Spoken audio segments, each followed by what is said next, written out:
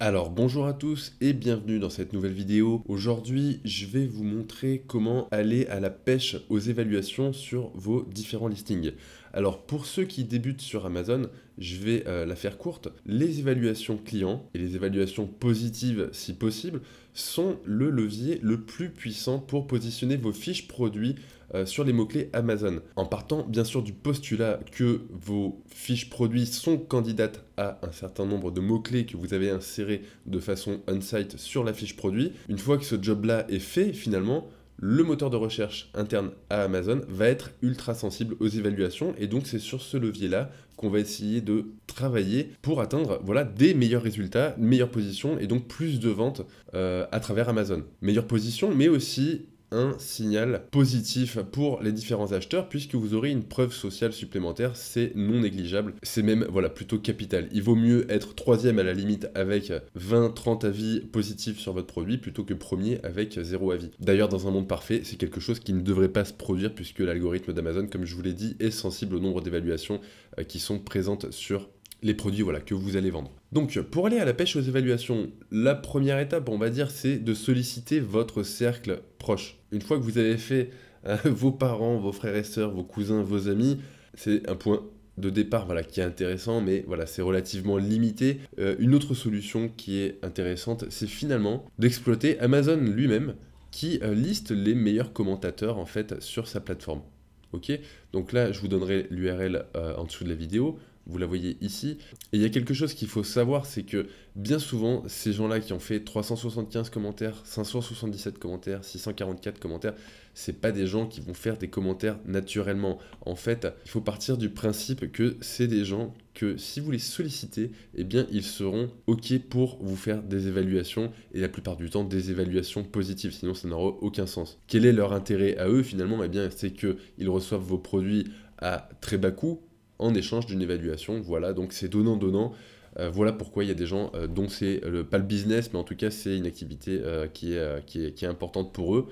C'est un moyen pour eux d'avoir des produits plus ou moins gratuits, et puis ça vous permet de grimper dans les résultats. Donc vous voyez qu'ici, on a le tableau. Alors le plus intéressant là-dedans, c'est que vous vous rendez compte que au niveau du nombre de résultats, vous en avez 10 par page, et que des pages, vous en avez 1000. Ce qui veut dire que vous avez entre les mains 10 000 potentielles personnes à contacter, qui sont susceptibles de bien vouloir vous faire des évaluations clients. On peut aller checker la page 1000. Donc voilà, vous avez quand même 10 000 personnes susceptibles de réaliser des évaluations sur vos différents produits. La question maintenant essentielle, c'est de savoir comment faire pour pas trop se prendre la tête et en contacter un maximum sans avoir besoin de faire ça manuellement. Alors, la vidéo du jour, elle va pas être consacrée à Zenoposter. Zenoposter, je ne sais pas si vous le savez, mais c'est un logiciel d'automatisation qui vous permet d'automatiser tout ce qui est sur le web, ok.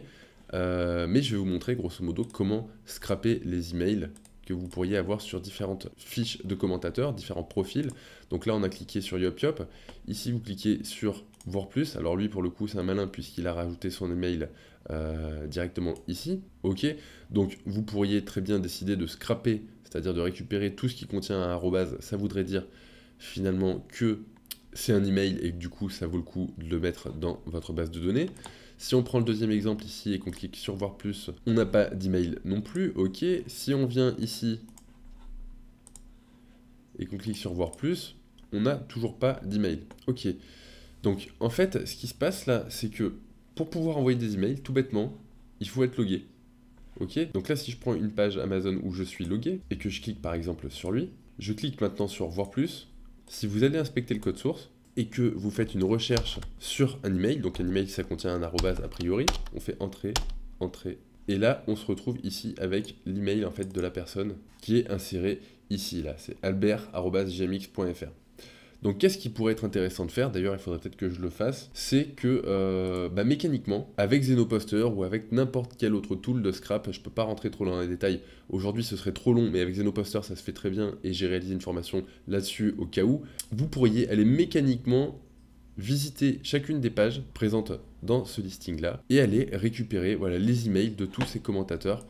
Des emails qui sont inscrits en clair finalement. Vous auriez entre les mains une liste de personnes à contacter en direct sans avoir besoin de passer par Amazon finalement pour réaliser vos évaluations sur Amazon. Et ça c'est plutôt énorme, voilà.